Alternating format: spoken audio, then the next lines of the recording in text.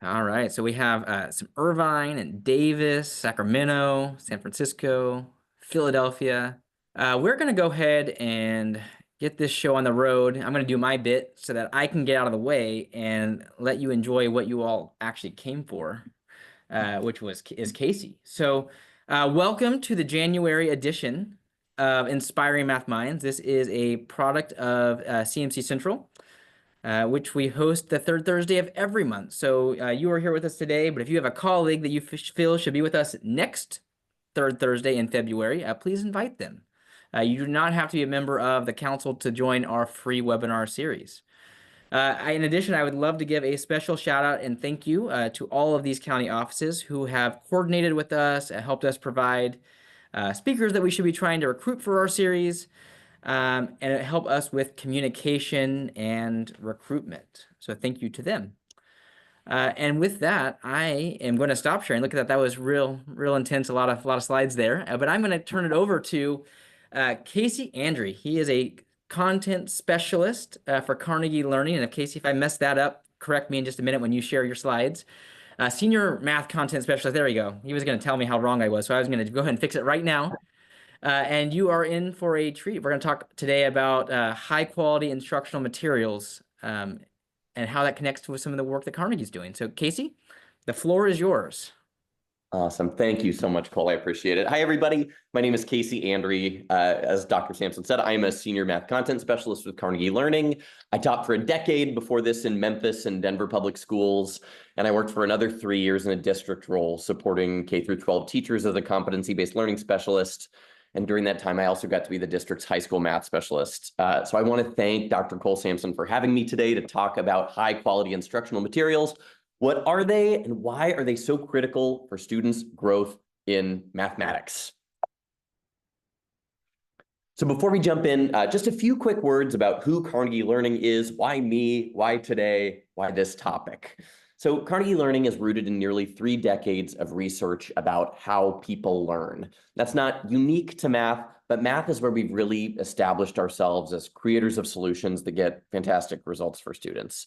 We're passionate believers in the power of personalized learning, and we use AI to make that personalization really powerful. We believe that every student must have access to grade level instruction every single day in order to grow. Just like plants need sunshine every day, we know that our students need that access to grade level content. And we build math solutions that work. On average, teachers that use Carnegie Learning materials are going to see 2 years of growth for their students in 1 year's time. We want to help teachers deliver more aha moments because we know that's where the joy of learning and students building that positive math identity really comes to life. So that's a little bit about us, kind of why we're so invested in high quality instructional materials as folks who produce high quality instructional materials. So for the next 55 minutes, we are going to talk about the following together. First one, what makes materials high quality instructional materials? And why is it so critical that districts both across California and across the rest of the US adopt an HQIM for their curricular solution? Point 2, I want to go deeper on one key piece of the California framework, and that's talking about drivers of investigation. Before we do that, I do want to look at 3 factors that EdReports has identified as the keys for selecting math curriculum. After that, we'll have the chance to talk about how we can incorporate the drivers of investigation into our practice now, instead of having to wait for a resource to incorporate them for us, although a truly high-quality instructional material will do that, and it's something you should be looking for as you review them. And finally, at the end of our time, I'm going to try to save about 5 minutes at the end for questions, for reflection, and for takeaways from our time together. How does that sound? Awesome. Cole's giving me the thumbs up, and I will assume that extends to the rest of you. So I speak for the group, or Casey. Speak for the group. I love it. I love it. Thanks. Okay, well, let's start out by defining high quality instructional materials, or HQIM. And these are essential things for you to look for as you start to reckon with the California framework. I know we're all in different places with our learning and how deeply we've dived into kind of our work with the framework and how we start applying its lessons to what different publishers are going to bring to the table. So HQIM are going to be standards aligned. That's going to vary from state to state, of course, but they should have tight alignment to your standards, and they should be paced and structured in a clear, well-considered story of that year. They should be aligned to the instructional shifts. They must attend to focus, coherence, and rigor. I have a quote that I pulled here from a couple of the authors of one of the Ed Reports articles that I'm borrowing pretty liberally from here, but they said, "A math program grounded in focus, coherence, and rigor allows all students to build a broad skill set via a structured, intentional learning approach. This fosters student confidence to tackle complex problems independently, developing a strong and positive sense of self as an active math learner." That's from Stephanie Barnett and Amanda Bukowski. HQIM are going to integrate the standards of mathematical practice. I always say that the SMPs are the fabric of everything we do in the classroom. I know the framework talks about them as the how of the learning, and we're really going to underline that as we look for HQIM. They've got to be fully accessible. That means they need to incorporate a wide range of access points. They need to be highly engaging for our students, and they need to provide intentional support for our English learners to be able to access all of our math content. They should be research-based, right? We should be choosing solutions that are proven to work, that are backed by research on the front end and efficacy data on the back end. Obviously, solutions that are new for the framework are going to have a difficult time with that efficacy data up front, but publishers should be doing research as districts adopt them and pushing that information out to you as you consider your options. They should be culturally and linguistically relevant. And HQIM should be chosen with the community that you serve in mind. I know I'm always proudest of solutions that provide space for students' lived experience to inform the mathematics that they're doing. And while no one book is going to reflect every student's circumstances, they should invite those students' experiences into the world of the math to show that, yes, they are holders of strong math power and authority. They should be free of bias. I think that one is pretty self-explanatory. They should contain a variety of assessments so that teachers have the tools that they need, formatives, summatives, information about key prerequisite skills to inform appropriate scaffolding, performance tasks, and materials that help students feel familiar with the format of upcoming standardized tests. And finally, it should provide opportunities for students to go deep with the mathematics, since we know that's one of our key equity-based practices from NCTM's research. What a list to start out with. Pretty robust. And those are all just pieces to keep in mind as a definition as we continue to use HQIM as kind of our standard for what we're looking for curricular resources going forward. So there's a bit about a definition. And now that we know what HQIM are, let's talk about why they matter. So high quality materials are crucial to students' ability to learn at an accelerated pace. We know students learn primarily from their interactions with their teachers, and that's all framed by the content that teachers are putting in front of them. So what we choose really, really matters. And the stakes are really high. Students' math identity, their perception of themselves as capable learners and doers of mathematics, those are our sacred responsibility to provide in math classrooms so that they have the tools to succeed in their lives.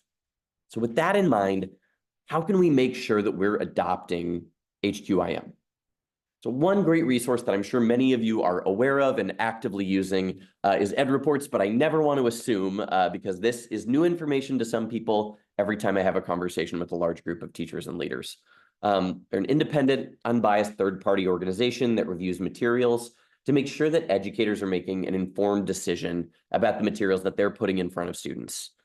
And looking for those all green ratings from Ed Reports is one great way to know that the materials that you're reviewing are high quality. Now, not all solutions have been reviewed, and that's especially going to be the case with products that have been created to align with the California framework. It's just too new for a lot of them to have made it through that review process. So a lot of resources are going to be in a queue as Ed Reports kind of works their way through those solutions that are California specific and designed for the framework. And if they aren't available as a resource, then I think looking for elements from our HQIM definition is a great approach. Another way that I think can be really supportive is If a solution shares a common authorship team with another of that same company's solutions, and those other solutions have a green rating, then I think that can confer some degree of confidence about the quality of that solution that's still waiting to be scored, because you know it's going through that same process that's informed those all green ratings on other solutions from that vendor. And if you're here in California, and if you've attended CMC South or North over the last few months, then I might have met you there, but you might have interacted with the HQIQ tool, which was there to provide questions for teachers and leaders to ask of vendors about what makes their solution an HQIM. And those are questions that any vendor should be happy to answer.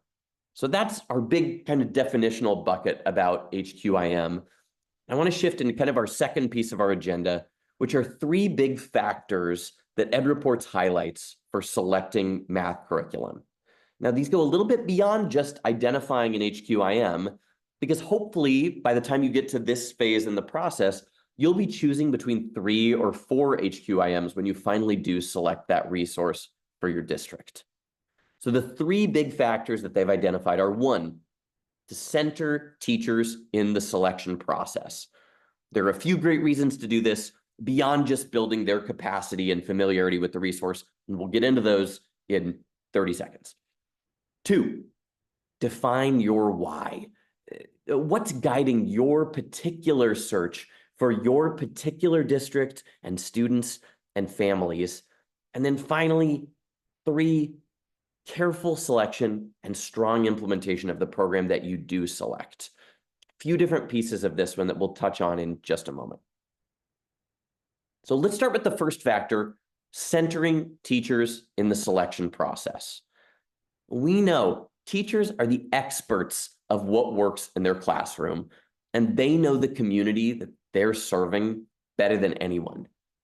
You're going to build buy-in with teachers about how the district arrived at the decision that they did. Teachers are going to feel more confident about the materials that have been selected. And then that buy-in is going to result in more teachers across the district using the HQIM effectively to provide access to every single learner in that district. So super important, building buy-in, shared consensus about it, and then access for every student. Second factor, defining your why. This is all about what makes your district your district. What do you want great math teaching to look like? You have that context for what professional learning have your teachers worked on in the last 5 years, and what skill sets do you know are well developed in your district? And how does the state of things now compare to your vision of what amazing instruction will look like in the future? Really encourage you to use concrete data that you've collected to get answers to those pieces. And then finally, factor 3, careful selection and strong implementation. So centering teachers in the process means more people in your district who understand what makes an HQIM and why it's so critical that we select one. Make sure that you are able to continue supporting teachers with professional learning support beyond the initial implementation, and that if you are a teacher, that you continue to engage in that ongoing professional learning support. That's going to help you build expertise over the life of the adoption, and make sure that you as teachers, or that your teachers, if you're a leader, have an open line to the resources support team so that you know your students are going to get the most out of your investment. And finally, you need to know how your prospective solution partners with districts to make sure that their adoption is a success. You should never feel alone in your implementation of a curricular resource, and the quality of that partnership that publishers offer is going to vary widely. So make sure that you know you're going to have a partner for the entire time that you're going to be engaged with that research and that resource through your conversations with vendors and publishers. That's our first big bucket about high quality instructional materials. So to sum those up in a few summary bullets: 1, as you're considering materials, look for those key characteristics that we named of HQIM. Looking for all green ratings on ed reports are a great way to know that that is a high quality instructional material. And if you're in California, look for explicit connections to the California framework. Make sure that you're involving teachers in that selection process to build their buy-in and expertise, or that if you are a teacher going into that process, that you make sure that you're involved and that your voice is heard, because you want to be knowledgeable about that curricular solution that ends up being the one for your school, for your district, for your community. And then finally, look for that ongoing PL partnership from professional learning. You want a partner for the lifetime of your adoption that's going to be responsive and reliable and a thought partner for the things that are on your mind as the people who are actually implementing the solution with students. You need to know this is a partner that you trust, that's going to support you in the way that you like to be supported. So that's big bucket one. I want to invite you to reflect on what you just heard. So 2 quick questions to guide your reflection. One is, how will your knowledge of what makes a high quality instructional material and selecting math curriculum reinforce the approach that you plan to take coming into our call today? And then a second question, how might your approach change based on our time together today and some of the information that you received on our call? I want to take a few minutes for you to reflect on your own and then have the chance to jot down some notes. So let's take 3 minutes here for you to think on your own. If you have reflections you want to share to those in the chat, I invite you to share those there. But this can also just be time for you to process and reflect as well.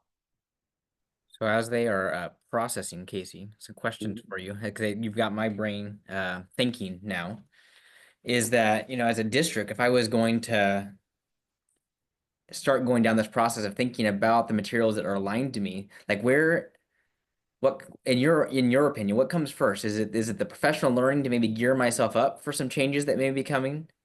Or is the catalyst really the curriculum to drive the implementation through, or is there a combination of like what are your thoughts about that? What comes first? I guess the chicken or the egg, the professional learning side of it, or the curriculum to be the catalyst?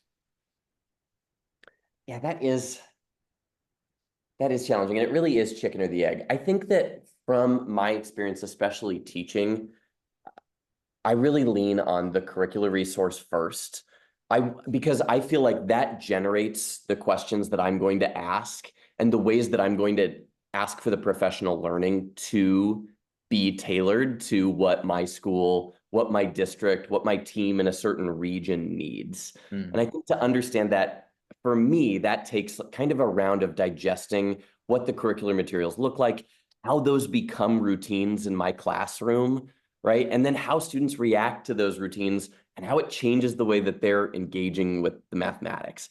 To me, I think that has to come from kind of the structures that are in place in the text in front of me. But I'd be really interested to hear how somebody that approached it from a PL first perspective and had that frame in place might engage with that differently. Yeah. What do you think, Cole? Yeah, no, it's just interesting. It makes me, as I'm hearing you, there's so many interconnecting pieces, right? It's something I'm sitting with right now. We did have a question from Aaron in the chat. They heard that Ed Reports isn't reviewing any California materials. Have you heard that, or you heard differently?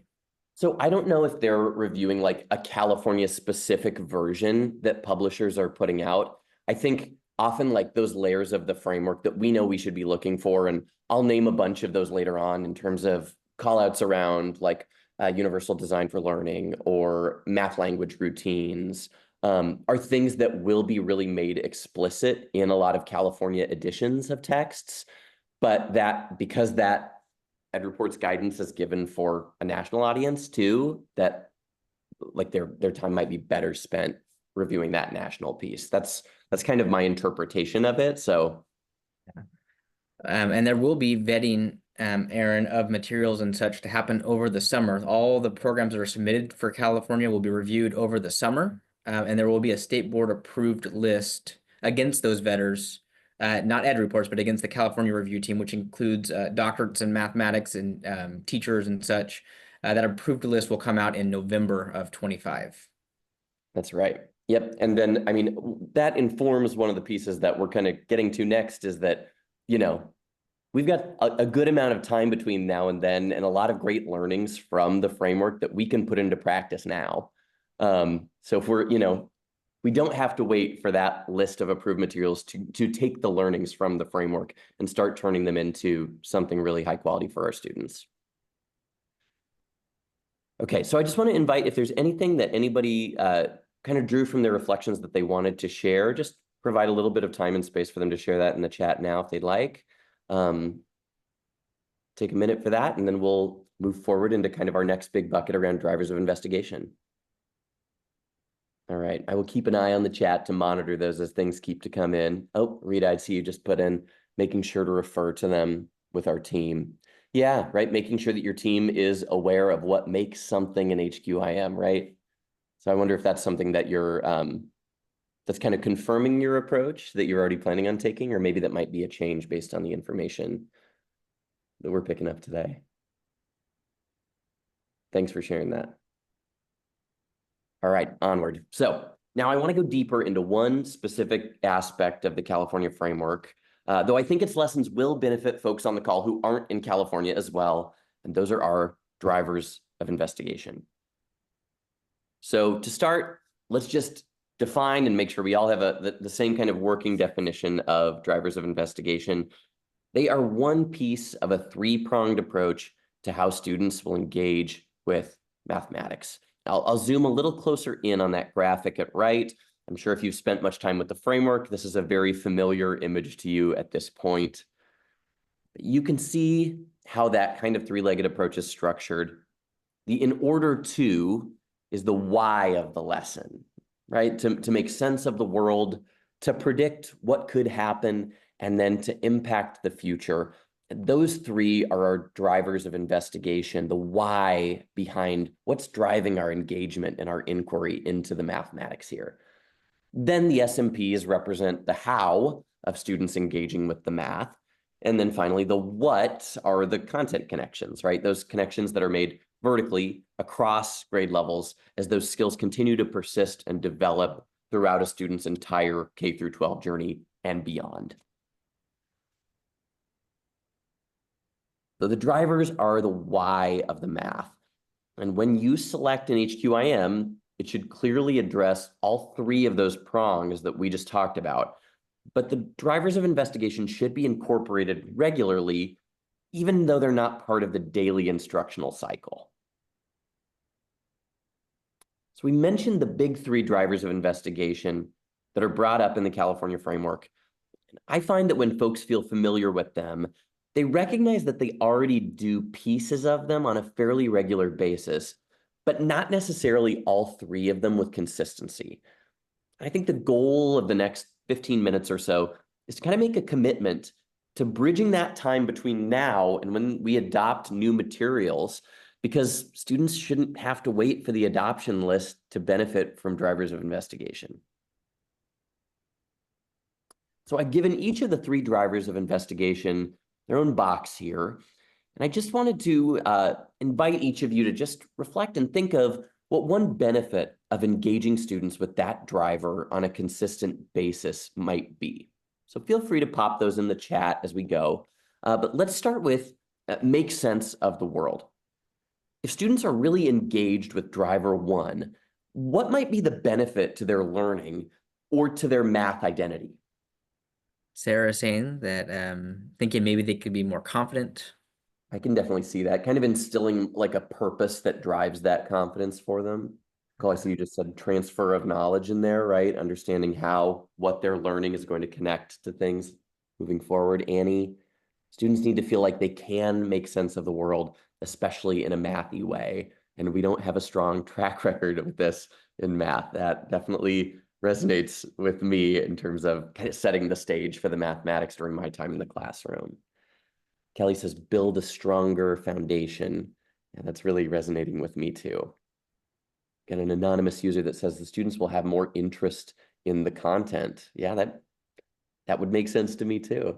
Can be a way we invite students into the mathematics. Yes, more access points, more engagement, right? That's one of our goals with a high quality instructional material. And hopefully, to me, this is the one that I find that most solutions that I've already engaged with have attended to the most of the three, right? Kind of setting the stage and providing that context. I wonder if that resonates with other folks' experience here, that that driver feels like the one that, while we don't always have a strong track record with it, that Annie said, that I do feel like a lot of publishers have incorporated elements to say, hey, here's how this math connects to the rest of the world and why we're engaged with it. A wonderful observation, Annie. That the drivers are so sequential, and so you can't really even think about 2 and 3 if you don't have a good sense of 1. So I love that. I have not thought about it in that way. Mm-hmm. Now I'm wondering if that was by design. Now I'm gonna have to go do some research. It's gonna say, gonna feed a few nights of reflection on this as we get in here. Yeah. Okay, let's think about predict what could happen. So if students are engaged with driver 2, what might be some benefits to their learning or to their math identity if they're consistently having a chance to make predictions about the mathematics that they're about to engage in? And while we wait for some of these to come in, I feel like this was a place that, like, for me, providing consistent space for students to, like, contextualize the number sense that they've been building, right? And their kind of their flexibility about how to choose between different procedures when they made predictions was a place that, like, I feel like that was a place that took my practice from a place that was okay to a place where students were really making meaning of the mathematics more. And Kelly says, when you ask for predictions, it feels like a guess, but not a random guess. And this process can allow for errors that can be enlightening. Yeah, I love that. A place to create that kind of culture where mistakes and errors are not only okay, but welcome, right? And something else that continues to drive our investigations of the mathematics. I really like that. Annie says, and it's a little more flexible than focusing on the answer. Seems like a natural integration point for other STEM content to come into play. That's true. Yeah, it's definitely an interdisciplinary opportunity. Sarah says, yes, I like the possibilities of could happen. Yeah, it's an open world, right? And that's the exciting part about math. I think, to me, that sense of could happen helps build students' flexibility for when they haven't just done a lesson about the content that they're about to use, right? And they really have all of their tools at their fingertips to say, what's appropriate and what makes sense to dive into this problem or this situation that's in front of me. I feel like students, that builds so much confidence. Standardized tests aren't the end all and be all and goal, but when students go in with that flexibility into a standardized test environment, I feel like they say, I have every tool at my disposal, and I'm able to be so much more nimble to choose the right strategy for whatever's in front of me. Yeah, I see here, connect with what they already know. Yeah, that prediction can say, hey, this is familiar, right? From experience that I already have in my K-12 math journey, or just my intuition about math and the world. And how can I draw on that connection to make a prediction about what could happen? Okay, so now let's think about driver 3, impact the future. And this is the one that, for me, I have to think the hardest about and plan the most intentionally for, to build it into routines in my classroom and in coaching with other folks. So if students are really engaged in understanding how the mathematics they're doing impacts the future and has an effect, what might be the benefit to their learning or to their math identity? Could you provide an example, Casey, of maybe one that you've seen or a topic just to help us maybe grapple with? Yeah, I'm trying to think of what a good one is, and that's one I wish I had thought of ahead of time. Yeah, in terms of, so a student comes up with, maybe they're creating like a line of best fit for a scatter plot, right? And that they're going to assess, like, what's the dip after they've made a prediction about, maybe we feel like the slope is going to lead to this point, or maybe we feel like it's going to have a greater slope in this linear regression and lead to a different value on that. Well, based on those two different predictions, what might be the outcome in the world that's going to come out of that based on those two different possibilities? And then if it ends up being either one, what's the effect that that's going to have on decisions that get made, right? Maybe that's, based on the context of a problem, maybe like a city council is using it to make predictions about how they allocate a budget, right? And so what might be the impact if they underestimate that budget based on a line of regression that they get a little bit as an undercount, versus what might be the impact if they get it correct versus what might be the impact if they overestimate what that budget should be, and then what happens next because of that. I guess that's something that comes to mind for me as like an impact down the line. See, Kelly put in the chat, drivers 1 and 2 can use pure mathematics without context, and that driver 3 really needs to have context to make an impact. And it feels like a great place for social justice mathematics. Yeah, Kelly, I agree with that. I mean, just the question that Dr. Sampson asked me really sparked my imagination about this and said, and how often do we get to engage with math in an imaginative place, right? That has us thinking about the different ways that scenarios are going to impact the future versus, I think, an approach that maybe, reflected my high school experience. And I don't know if other people had this experience in the 90s and 2000s in high school, but where it was very result focused, and where once we had that, that was the end of our thinking period, instead of actually getting to imagine and take that a step further. And he says, I feel like 3 is sort of the so what question. You did some stuff. Now, what might happen next based on your work? What other benefits might students reckoning with that impact on the future have? I kind of think this is a great place for some of that environmental principles and concepts to come into play, kind of in this one as well. Yeah, something else that's definitely a point of emphasis in the framework. Yep, here's another. This is also an example of how math is relevant in real life. So I want to go a bit deeper on all 3 of these and think about how we're going to actualize them in the classroom, because I think, especially when something new comes out and we read it and we kind of, I tend to live in an academic space where I'm thinking about, the possibilities of something like that, but it doesn't become real in my classroom until I start thinking about how it can be part of routines that kids engage with regularly. So in order to go a little bit deeper about this, I want you to think about your current instructional resources. For driver 1, do they give students an opportunity to make sense of the world, to contextualize the math that they're about to engage in by couching it in real world circumstances? I think I mentioned this earlier. This is the driver that I do see incorporated most often, even in older resources. But I want to give you a chance to think about how you might make that framing of, in order to make sense of the world, a more regular occurrence in class, whether that's your classroom or in the classrooms that you support as a leader or a coach. How might you commit to this in a way that feels authentic to your teaching practice or to the practice of those that you lead?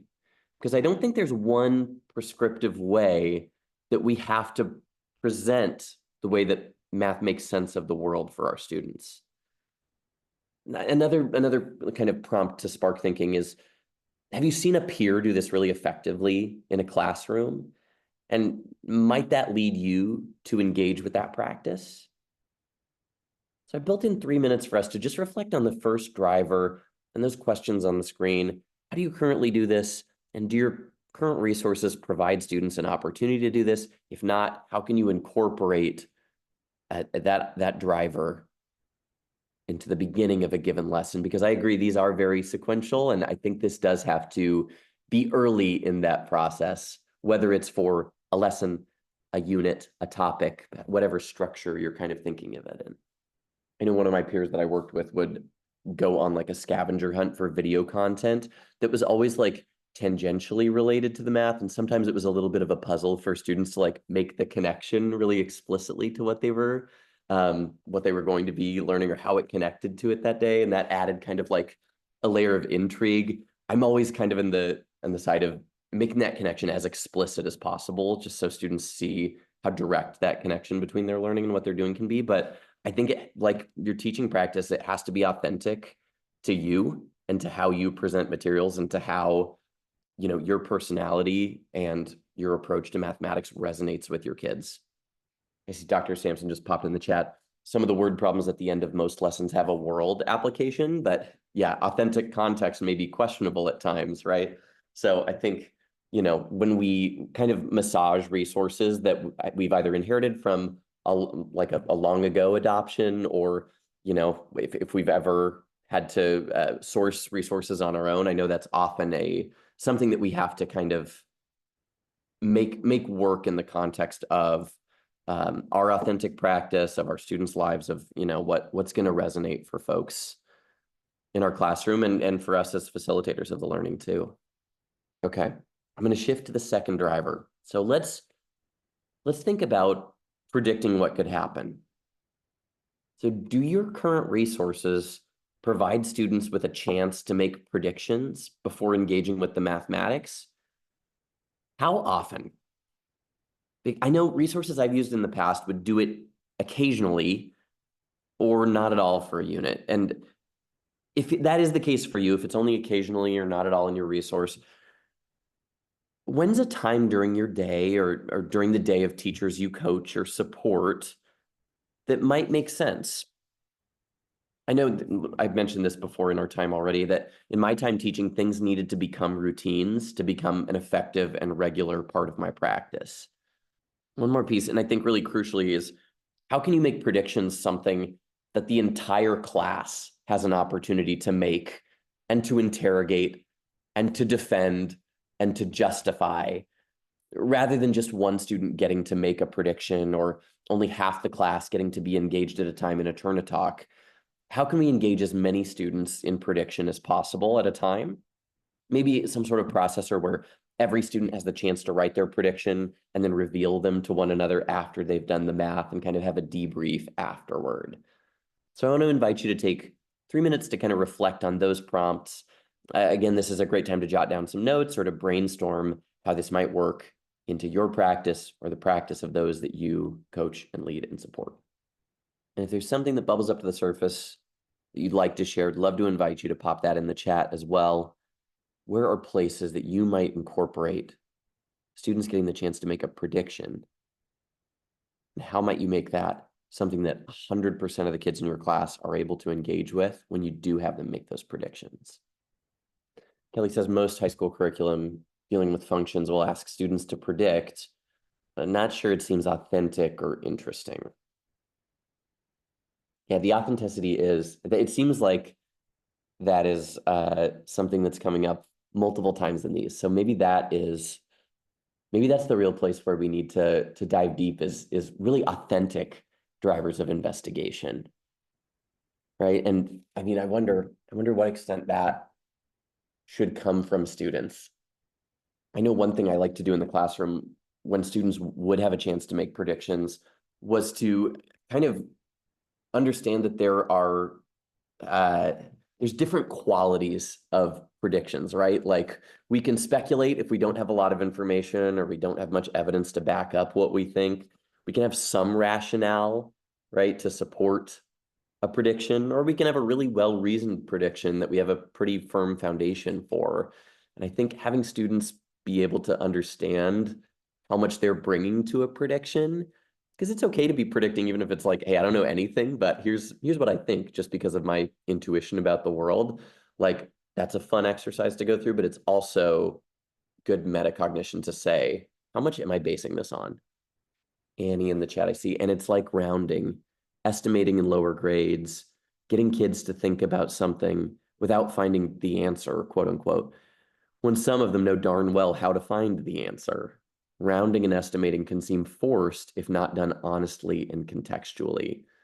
Yeah, that makes me think, Annie, that makes me think of, like, for it to be like appropriate to a level of challenge, right? Like, when are we using like rounding and estimating, right? Like, I think if a student is really familiar and can get right, when they know darn well how to find the answer, like you said, like, to be able to authentically engage with an estimate or rounding, sometimes it needs to be a space where they're feeling a little more of that challenge, I think. Rita says, I feel like we make predictions in all content areas throughout the day. Mine don't seem to know how to articulate their predictions in math. That makes me think about, like, what might be ways that we could, like, help students learn to, like, frame their predictions, like spinning out of a notice and wonder maybe and saying, like, okay, because, like, I'm noticing these aspects of the problem, and then maybe, like, that routine of getting into a wonder, like, that wonder can become a prediction. Finally, I want to dive into driver 3. So in order to impact the future, in your classroom, how often do students have the chance to assess the mathematics they're doing and its impact on the future? And when might the learning we're engaged in affect things down the road? How does this result change the decisions we make, right, compared to the decisions we might have made if we got a different result, or if a different prediction had been correct? I feel like, you know, I see texts that will do like a thumbs up, thumbs down routine where students have the chance to critique, correct, clarify, right? Speaking of our routines in the classroom, but that, you know, often it's just correcting a mistake from someone else, and then it doesn't take that next step of what are the consequences of that mistake being made, and then what are the consequences of correcting it? What are the positive consequences of correcting it? And I think that's a really interesting way to retrofit solutions that might have you engaging in like correcting a wrong example of something to provide a deeper context and meaning for how that impacts the future. And then that second question of how can we kind of routinize those kinds of questions in our own classroom or in the classrooms of teachers that we support? Let's take a couple minutes to think about and reflect on driver 3 and how you might incorporate that into your practice or the practice of folks that you support. I know I mentioned earlier, this is sometimes the hardest one for me to ideate about, but I think that's because it really makes me engage my imagination about taking this to the next piece. Oh, so here in the chat, Annie has just said, Rita, I'd love to hear more about your second comment about how, I think the one you mean, Annie, is that it seems like Rita's students don't seem to know how to articulate their predictions in math always. So Rita, I don't know if you're interested in going a little bit deeper in that. We'd love to hear your reflection or your response to that in the chat. Rita says they want to automatically get to the solution of the problem. I'm sure that's familiar for a lot of us. It makes me think about like how much of that is just a habit that we've developed over the time to accelerate to the answer, you know, into the solution of a problem. And if we could break that habit and get into like a curious space where we are spending more time, like doing the bulk of our time investigating, right? Like if we were able to break that habit, that what might engagement with the mathematics in our classroom look like? Well, and it has me wondering, like, how much of it is the culture of like that's been built up over time of like them feeling the need to be right, right? And so they're always striving for the right answer or what the teacher wants me to say as far as the right answer, and that you're living in that uncomfortable space, right? Of Yeah, and that, I mean, Cole, when you just said that, that makes me think of, you know, it's about an external approval, right? It's about it's about someone else being the holder of math power and authority and truth, and instead like decentralizing the teacher's response and approval from that, and instead resituating that in, right. in each of our students, right? Which is really our end goal of building that math power and identity. Yep, I see. Sorry, but I missed a few in the chat here while I was running my mouth there. Rita says, I'm having to slow them down and take away the question or the prompt. Oh, interesting. So some of it might be from the framing, right? That if it's prompted to drive them straight to a solution, right? Maybe that's cutting off some of their ability to do some inquiry and some investigation about the mathematical thinking between now and then. In the chat, we have so much of the math we teach is procedures, and that is a problem, right? Without that deep conceptual understanding first, before we move into that procedure. And he says, yeah, how do we make the prediction or the estimation be the solution? How do you set that up so that they feel like that's valid work? It's hard to get away from the answer is a number. Rita says, yes, the right culture. I just say thank you and neither accept nor refute their response now. Annie, when you say that it is hard to get away from that, the answer is a number, but I find, you know, when I am making estimations or predictions in my life outside of teaching math, engaging with mathematics, when I'm actually using it in the world, that often my thinking ends with an estimate because it says, that gives me the information about, is this realistic enough to make a decision or not? You know, and if I know, okay, based on my estimate, this isn't feasible, that is what the solution was for that thinking. Rita says, thanking them is now helping them take more risks. I love that. That's a new habit, right? A new habit that rewards them for risk taking, for making predictions. the bottom line from the drivers of investigation conversation that we just have, or the bottom line I'm driving towards, is that students shouldn't have to wait for the next adoption or for the list of approved curricular options to come out to engage with the why behind the mathematics that they're doing every day. Annie in the chat says, right, do I have enough cash in my pocket to buy this, this, and this at this store that only takes cash? That's my most recent estimation activity, right? Then that's going to drive, right, whether you do it or not. And the stakes, the stakes are low. If you go up and you try to get all three items and you don't have enough money for it, you're like, okay, I'll put this one back. That's okay. I like that to me is like a culture of error that says, hey, it's okay. It's interesting to get a result that checked my estimate, and it tells me whether my estimate was good or not in a way that doesn't feel judgmental or like catastrophic if I get it wrong, the way that I think grades can sometimes be built up to feel. So we're at 57 here. So I wanted to name a few other things to look for when you're identifying aspects of programs that are designed to meet not just the HQIM standards, but also a more California specific definition of those. So things that I know that I identify when I'm looking for an HQIM that is a California specific one in our study of the framework. I need to see the California standards labeled, right, in the teacher materials. I need to see connections made to the big ideas that are really explicit, and that needs to frame the structure of how things are presented. I need to see drivers of investigation called out and named throughout so that they're regular parts of students' practice. I want to see content connections naming those vertical connections students are making across their K through 12 journey. I want to see UDL callouts. I want to see explicit math language routines incorporated. And I want to see language goals to make sure that I know that my English learners are being supported and have access to the content. And then I think students need to see the standards. They need to hear communication about the big ideas. And then they also need to have explicitly the SMPs represented so that they can process when they are, modeling with mathematics or using appropriate tools strategically or attending to precision. Whew. So during our hour together, we had the chance to learn about what makes materials HQIM. We were able to define what drivers of instruction are, to identify some factors for selecting math curriculum. And then we were also able to think about how those drivers might be something that we could work into routines in either our classroom or into classrooms we support. And now, as we're approaching the end of our time together, just wanted to offer a minute for you to reflect on takeaways from our time together. What was most valuable to you from our conversation? What are you going to take back to inform your work in selecting HQIM? And what might you do differently, either in your teaching practice or your coaching practice in the meantime? Annie says, and don't forget tax in Pennsylvania when we're estimating. So I'll leave you with that kind of reflection question here at the end. I just want to say thank you so much.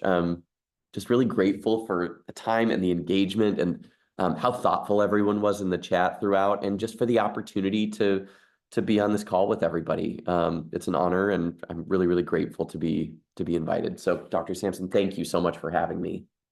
Absolutely. And thank you for being here, Casey, and presenting on high quality. I know that this is on a lot of people's mind right now as we are gearing up for adoption. And so very thankful for you to be here and to join us today.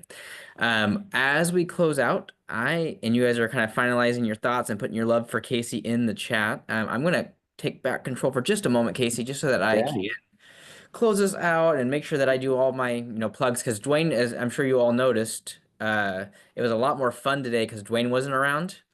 And so I just want to make sure I do my bit here, or Duane's going to get us in trouble. So want to thank again all of our partners, all of our county offices, as well as the Gates Foundation for helping us run and orchestrate this webinar series every month.